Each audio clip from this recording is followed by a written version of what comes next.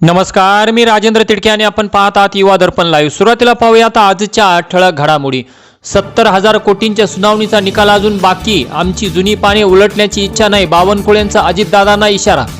देवेंद्र फडणवीस हेच सर्व गुंडांचे बोलवते धनी, त्यांना देवाभाऊ नव्हे तर टक्काभाऊ म्हणा, काँग्रेस प्रदेशाध्यक्ष हर्षवर्धन सपकाळ यांचा घणाघात। मीडिया ट्रायलमुळे दोष नसतानाही भोगावे लागले, धनंजय मुंडेंनी व्यक्त केली खंत, म्हणाले आता ज्याच्याकडे मोबाईल तो पत्रकार झालाय आणि विलासराव हयात नसताना टीका करणे चुकीचेच। असाउद्दीन ओवेसींची प्रतिक्रिया, लातूरसाठी काय केले म्हणत अमित देशमुख यांच्यावरही साधला निशाणा।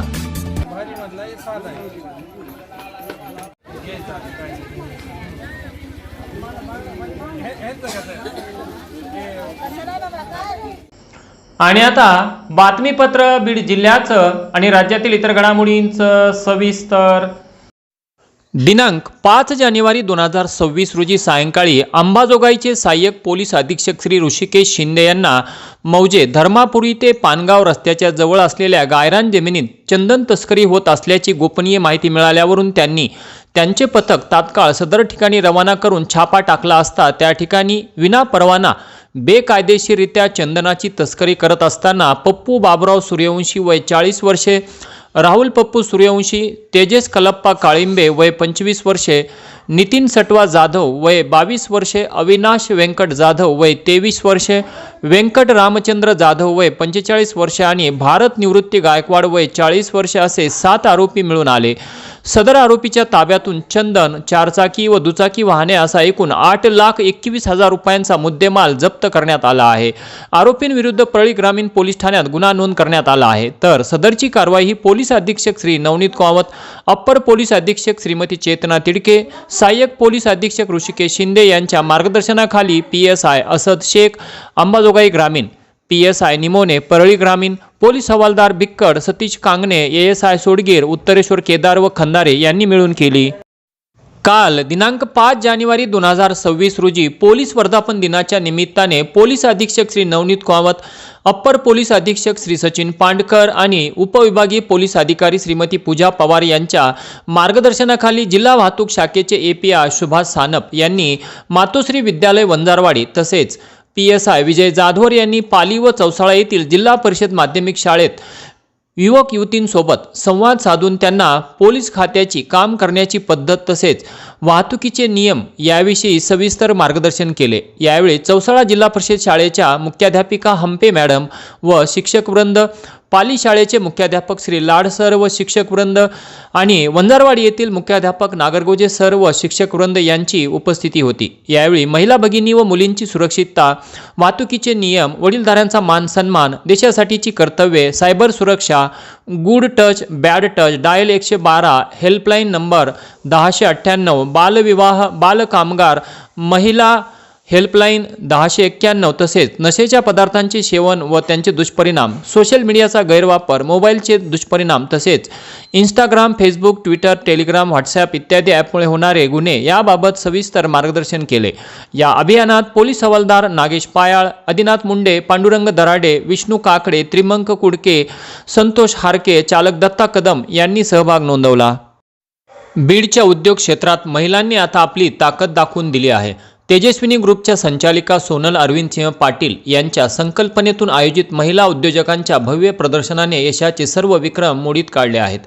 बीड येथील रामकृष्ण लॉन्स येथे पार पडलेल्या या प्रदर्शनात केवळ गर्दीच झाली नाही तर लाखोंची उलाढाल होऊन महिलांच्या आर्थिक सक्षमीकरणाचा नवा पायंडा रचला गेला।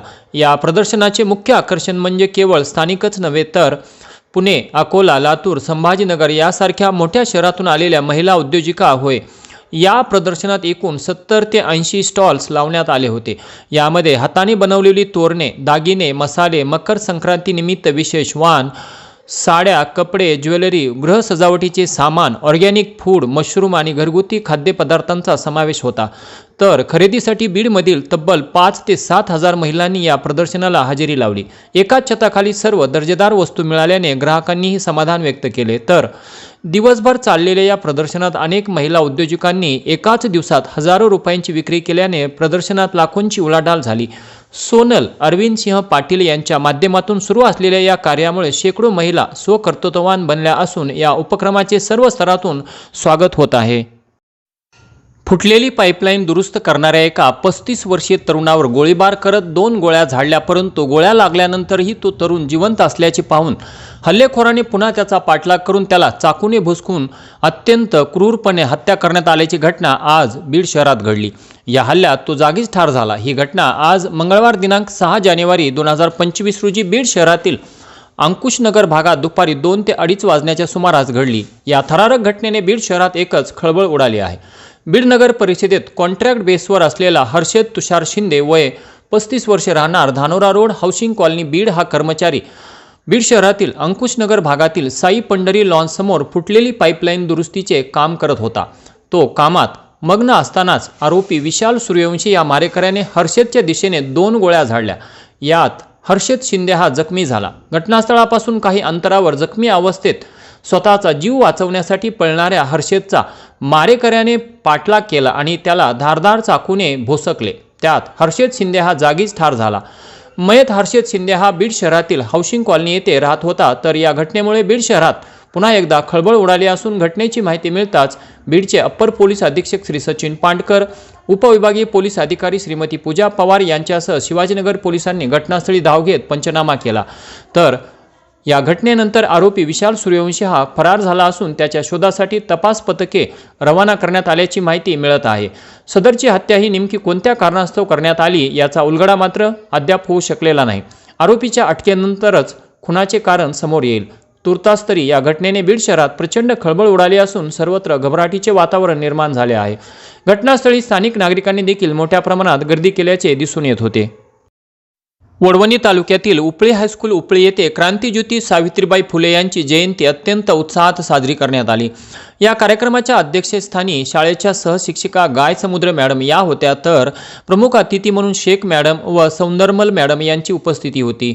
प्रतिमा पूजनानंतर स्वागत गीत झाले। विद्यार्थ्यांची भाषणे, प्रश्नमंजुषा, रांगोळी स्पर्धा, वेशभूषा इत्यादी स्पर्धा घेण्यात आल्या। त्यानंतर सौंदरमल मॅडम यांनी सावित्रीबाई फुले यांचे जीवन कार्य आणि संघर्ष यावर आपल्या भाषणातून अनमोल असे मार्गदर्शन केले। तर शाळेचे मुख्याध्यापक बडे भागवत सर यांनी शाळेतील सर्व शिक्षकांचे सत्कार केले। शेवटी गोरे PR सर यांनी आभार मानले।